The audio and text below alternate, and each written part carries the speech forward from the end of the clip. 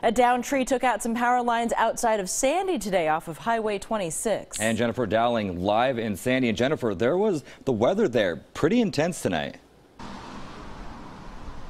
It was. The rain and the wind gusts were pretty nasty here in Sandy, and people tell me that about 17 homes lost power total. One woman said she knew by the sound of the wind that those trees were coming down.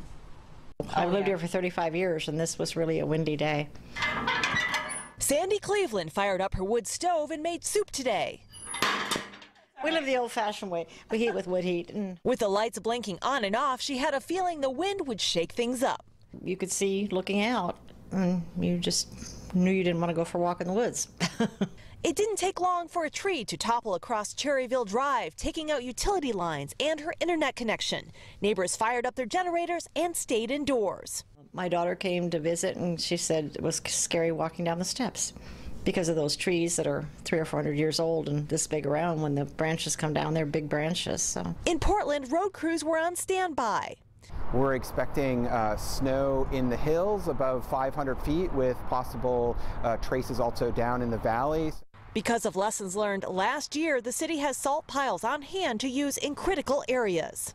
You know, the usual suspects: Northwest Germantown, Skyline, Mount Scott, North Going, and then depending on the conditions on other roads, we would potentially expand the use of salt. At stores like Ankeny Hardware in Southeast Portland, a fair amount of people were buying sleds and bags of snow melt.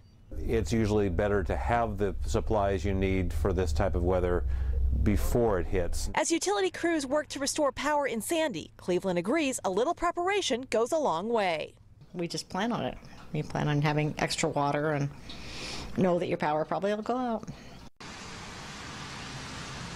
And a spokesperson for PBOT tells us that they are concerned there could be black ice on the roads Monday for the commute, so they're suggesting that people who can work from home do so. Fortunately, that is a holiday, so the school kids will be off. Back to you. Yeah, some great advice. Jennifer, thank you.